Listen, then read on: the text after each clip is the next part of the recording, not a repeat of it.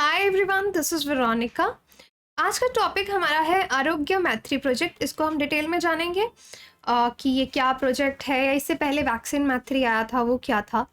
यहाँ पे आप मेरे बारे में जान सकते हैं। This is my Telegram channel जहाँ पे आप कनेक्ट कर सकते हैं मुझसे किसी भी तरह की क्वेरी के लिए। अगर आपको प्रिपरेशन में कोई भी दिक्कत आ रही है, you can connect with me here. So ये देखिए, ये न्यूज़ पुराना है, Jan 6 का है, ठीक है, 6 जनवरी का है, जहाँ पे कहा था तब इंडिया ने ये voice of global south summit तब ये लॉन्च होना था, इसको होस्ट करना था, लेकिन अब ये होस्ट हो चुका है 12 और 13 जनवरी के बीच में। और इंडिया, आपको पता ही है, इस टाइम G20 प्रेसिडेंसी इंडिया की चल रहा है, तो उसके अंदर ये हमारा voice of global south summit भी हो गया। आगे बढ़ने से पहले बता दो, आप मुझसे और मेरी टीम से कनेक्ट कर सकते हैं। ये स्कैन करके, ये QR कोड है, यहाँ पे अपने रिस्पॉन्सेज आपको देने होंगे। So it will be easy for me to connect to you people and what kind of further courses you want, so that I can plan as such. और नीचे वैसे लिंक भी आपको डिस्क्रिप्शन बॉक्स में इसका मिल जाएगा ना। कमिंग टू दिस टॉपिक, तो पहले तो ये जो वर्ड यूज हो रहा है ना, ग्लोबल साउथ समिट, तो रिसेंटली आपने बहुत बार ये सुना होगा, स्पेशली एस जयशंकर जी के मुंह से ये वाला जो टर्म है बहुत बार निकला है, ग्लोबल साउथ समिट। तो आप मुझे कमेंट सेक्शन में बताइए ग्लोबल साउथ क्या है। अगर आपको याद हो, इस पर मैंने पहले भी डिटेल में वीडियो बनाया था, बट आज भी मैं डिस्कस करूंगी। But first I want to know from you कि आप ग्लोबल साउथ या ग्लोबल नॉर्थ से क्या समझते हैं। तो ग्लोबल साउथ की कहीं ना कहीं इंडिया एक आवाज़ बनना चाहता है, unity of voice, unity of purpose, जिससे जो भी कंट्रीज ग्लोबल साउथ में हैं उनके कॉमन इंटरेस्ट है, हम उनको एक कॉमन प्लेटफॉर्म जो है वो दे सकें और अपने पर्सपेक्टिव्स, अपनी प्रायोरिटीज डिस्कस कर सकें। मोर देन 120 कंट्रीज, 120 कंट्रीज से भी ज़्यादा इनको इन्वाइट किया गया इस समिट के लिए, 12 to 13 में जो ये समिट हुआ है। ऐसा हमारे प्रधानमंत्री ने भी बताया और उन्होंने चेयर भी किया इस मीटिंग को। और बाकी के जो सेशंस होंगे उसमें आपके foreign policy, finance, energy, trade, ये सब चीज़ों पे फोकस किया जाएगा। तो देखिए, नरेंद्र मोदी जी ने इसके बारे में क्या कहा, वी द ग्लोबल साउथ। तो हम इंडिया को रिप्रेजेंट कर रहे हैं एज अ ग्लोबल साउथ। हमारे लार्जेस्ट स्टेक है फ्यूचर के लिए। फ्यूचर के लिए हमारे लार्जेस्ट स्टेक क्यों है? क्योंकि यहाँ से आप काफ़ी कुछ समझेंगे। 3/4 ऑफ ह्यूमैनिटी, अगर आप 3/4 ऑफ ह्यूमैनिटी अगर आप देखोगे, वो ग्लोबल साउथ वाली कंट्रीज में रहती हैं। इसलिए हमारी भी इक्वल वॉइस होनी चाहिए। जो भी डिसीजंस इंटरनेशनल लेवल पे लिए जाते हैं, ग्लोबल लेवल पे लिए जाते हैं, तो इन देशों की भी बराबर का हिस्सा उन डिसीजंस में होना चाहिए। तो यहाँ से मैं आपको बताती हूँ ग्लोबल साउथ कहाँ से आया। ये टर्म बहुत बार मल्टीपल टाइम्स यूज कर रहे हैं जब से जयशंकर जी आए हैं। उन्होंने कहा पोलराइजेशन में occur elsewhere, the people who suffer most are the global south. कि दुनिया में कहीं पे भी पोलराइजेशन हो रही है, कभी आप यूनिपोलर वर्ल्ड बोल रहे हो, कभी बाईपोलर वर्ल्ड बोल रहे हो, कुछ भी बोल रहे हो, लेकिन जब भी कोई प्रॉब्लम आती है सबसे ज़्यादा नुकसान किसको होता है? वो हैं लोग जो ग्लोबल साउथ में रहते हैं। सो ग्लोबल नॉर्थ और global south. Global north basically वो देश हैं जैसे यूएस हो गया, कनाडा हो गया, Europe, Russia, Australia, New Zealand, okay. और ग्लोबल साउथ में एशिया, अफ्रीका, साउथ अमेरिका के देश आते हैं। इन 3 कॉन्टिनेंट्स की अगर आप बात करें, एशिया, अफ्रीका, साउथ अमेरिका। तो अब जो मैंने आपको चीज़ बोली कि कुछ भी हो, सबसे ज़्यादा सफ़र ये देश करते हैं because they are not so developed, they are still under developed countries जिनको अभी ग्रो करना है, तो नुकसान सबसे ज़्यादा इनको होता है। सो ये चीज़ आप ग्लोबल साउथ कंट्रीज़ के बारे में बोल सकते हो कि वहाँ पे इकोनॉमी का लेवल लो है, लो इंडस्ट्रियल डेवलपमेंट है। और ये southern part of the world, अगर आप ग्लोब में देखेंगे, southern part of the world में आपको ये दिखेंगे।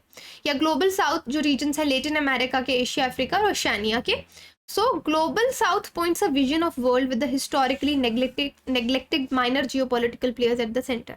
मतलब इन देशों को अगर आप हिस्ट्री उठा के देखेंगे तो आपको समझ में आएगा कि इनको इतना मौका नहीं मिला, हिस्टोरिकली इनको नेग्लेक्ट किया गया, इन पे इतना ध्यान नहीं दिया गया है कभी भी।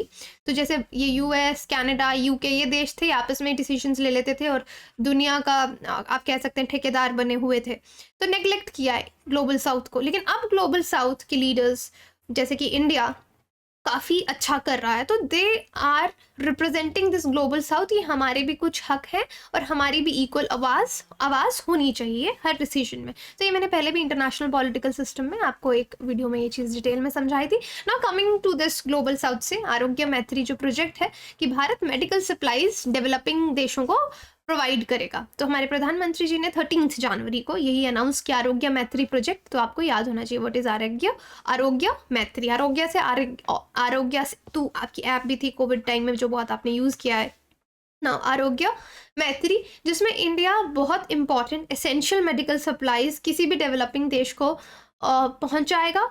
किस देश को, किस डेवलपिंग देश को, जो शायद किसी नेचुरल डिजास्टर या ह्यूमैनिटेरियन क्राइसिस से हिट हुआ है। अब यहाँ पे एक चीज़ नोट कीजिए, लेट्स क्रैक यूपीएससी पे मैंने एक वीडियो बनाया, ग्लोबल रिस्क्स रिपोर्ट, ठीक है, ग्लोबल रिस्क रिपोर्ट। तो वहाँ पे ऑलमोस्ट ये बताया गया है कि आने वाले 10 सालों में, 2 टाइमलाइंस लिए गए, आने वाले 2 सालों में बहुत सारे नेचुरल डिजास्टर्स आ सकते हैं और काफ़ी ज़्यादा नुकसान लोगों को होगा। कोई ये जो एक्सट्रीम वेदर इवेंट्स हैं ये हो सकते हैं। मतलब इंडिया ने ऑलरेडी यहाँ पे ये चीज़ बोल दिया कि नेचुरल डिजास्टर्स कहीं पे भी आएगा किसी भी डेवलपिंग देश में तो हम एसेंशियल मेडिकल सप्लाईज देंगे। तो इसके चलते इन्होंने आरोग्य मैत्री प्रोजेक्ट जो है वो लॉन्च किया। दूसरी बात यहाँ पे एक और चीज़ हुई, प्रधानमंत्री ने कहा कि हम global south science and technology initiative यहाँ पे ले रहे हैं, जिससे इंडिया के साइंटिस्ट, इंडिया के लोगों को जो अलग अलग सेक्टर में हैं, चाहे वो स्पेस में है, वो टेक्नोलॉजी में है, वो न्यूक्लियर एनर्जी में है, जो हमको आता है हम अपनी एक्सपर्टीज़ दुनिया के साथ शेयर करना चाहेंगे। जो बाकी के डेवलपिंग देश हैं उनके साथ शेयर करना चाहेंगे, उनको सोल्यूशंस देना चाहेंगे कि कैसे आगे बढ़ना है। क्योंकि इंडिया ने देखो शुरू में बहुत हमको प्रॉब्लम आई, रशिया से हमने टेक्नोलॉजी बहुत मेहनत कर करके सीखी, फिर खुद की इंडिजीनियस डेवलप की और अभी भी हम कर रहे हैं। सो here they said that we want to share the expertise जो इन एरियाज में है। एक सेंटर इस्टेब्लिश किया जाएगा, global south centre for excellence for research and development solution. तो जितने भी ये ग्लोबल साउथ की कंट्रीज हैं वो यहाँ पे आके ये चीज़ें सीख सकती हैं। सो ये चीज़ उन्होंने अनाउंस की, global south centre. So this is important. तो आरोग्य, इस पूरे समिट में आरोग्य मैत्री प्रोजेक्ट, ग्लोबल साउथ सेंटर, ये 2 चीज़ें यहाँ पे अनाउंस की गई हैं। तो जैसे मैंने global south international political system में आपको मेंशन किया, तो इंडिया का जो अप्रोच है ग्लोबल साउथ को लेकर, क्योंकि इंडिया में बहुत ज़्यादा पॉपुलेशन है, अब तो नंबर 1 पे हो गए हम ऑलमोस्ट, और इकोनॉमिक कैपेबिलिटीज़ भी उसके साथ हमारी बहुत है। हम ग्लोबल साउथ के जितने देश हैं उनको एक साथ ला सकते हैं, एक प्लेटफॉर्म पे ला सकते हैं। तो बहुत ही पावरफुल फ्रंट ये बन जाएगा अगर हमारी एक एक्शन ओरिएंटेड अप्रोच रहेगी ग्लोबल साउथ की कंट्रीज़ की। तो इससे पहले, आरोग्य मैत्री से पहले अगर आपको याद हो, हम वैक्सीन मैत्री लेके आए थे, जहाँ पे हमने मेडिसिन और वैक्सीन अराउंड 100 कंट्रीज में भेजी थी। पैंडेमिक कोरोना जो कि अभी भी चल रहा है बट एकदम जब पीक पे था, बहुत सारी डेथ्स हो रही थी, तो पैंडेमिक के दौरान हमने ये जो मेडिसिन और वैक्सीन हैं काफ़ी देशों में भेजी। सिटीजन्स फ्रॉम अफगानिस्तान, यूक्रेन, जब वहाँ पे प्रॉब्लम हो रही थी तो इंडिया ने वहाँ पे भी हेल्पिंग हैंड अपना पहुँचाया। तो एक बहुत अच्छा इमेज इंडिया का इंटरनेशनली, ग्लोबली गया है। इंडिया के जो डिजिटल पब्लिक एसेट्स हैं, यूपीआई, रुपे, इंडिया स्टैक, ये भी सपोर्ट कर रहे हैं इंडियन पॉपुलेशन को, और बहुत ही पावरफुल इंस्ट्रूमेंट हैं डिजिटल ट्रांसफॉर्मेशंस के लिए, बाकी की डेवलपिंग देशों के लिए भी और जो भी इमर्जिंग कंट्रीज हैं आपकी उनके लिए।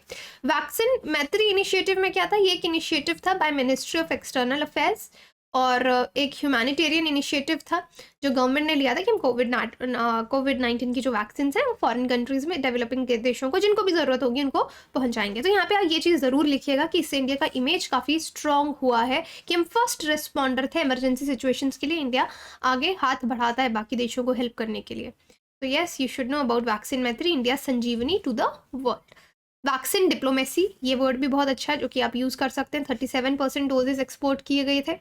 सो इंडिया की वैक्सीन डिप्लोमेसी अगर आप देखेंगे 77 कंट्रीज़ को 17.8 मिलियन टोटल डोजेज जो डिलीवर की गई under Covax initiative and vaccine Maitri के। और डिटेल्स में कि largest vaccine producer already India है, 60% ग्लोबल वैक्सीन प्रोडक्शन इंडिया से होती है। Indian producers supply 1.5 billion doses annually to more than 150 countries. तो ये इंडिया के कुछ गुड पॉइंट्स हैं जो आप आंसर राइटिंग में कहीं ना कहीं मेंशन कर सकते हैं। हेल्थ सेक्टर पे अगर कभी सवाल आए, इंडिया किस तरीके से सॉफ्ट पावर से अपनी जो भी हमारे स्ट्रॉन्ग पॉइंट्स है हेल्थ सेक्टर से, उनसे दुनिया की किस तरह से हेल्प कर रहा है। बाकी आप अपनी तैयारी हमारे साथ आसान कर सकते हैं, अनअकैडमी सब्सक्रिप्शन ले सकते हैं। वीरो यूपीएससी इज़ द कोड, जहाँ पे आपको मेरा पर्सनल मेंटोरशिप मिलेगा। आप मुझे टेलीग्राम पे बता दीजिए कि आपने जो सब्सक्रिप्शन है वो मेरे कोड से लिया है। अगर आपको सब्सक्रिप्शन में कोई भी डाउट है, again you can connect with me on my Telegram. Unacademy पे आपको बहुत से टीचर्स मिलते हैं और ये फैसिलिटी आपको कहीं नहीं मिलती। आइकॉनिक वीक ऑफर भी चल रहा है, again you have to use the same code viro UPSC, तो काफ़ी ऑफ आपको यहाँ पे मिलेगा। और 2024 के लिए एक बैच हम आपके लिए इंग्लिश में लेके आ रहे हैं, इंग्लिश स्टूडेंट्स के लिए। तो इस बैच में मैं भी आपको पढ़ा रही हूँ, 19 जनवरी से इट्स स्टार्टिंग। आप अपनी प्रिपरेशन टेस्ट सीरीज़ भी ले सकते हैं अनअकैडमी की, वीरो UPSC is the code. EMI पे आप कोर्स ले सकते हैं, आपको कोई भी ईएमआई नहीं देना होगा, आई मीन इंटरेस्ट नहीं, ईएमआई देना होगा बट आपको कोई इंटरेस्ट उस पर नहीं देना होगा। तो you can start your EMI as low as 4364 per month, so it's 0% EMI. Interview guidance programme चल रहा है, वहाँ पे फ्री है, you can inform your friends, और आप ऑफलाइन भी अनअकैडमी के साथ आप पढ़ सकते हैं। Thank you so much.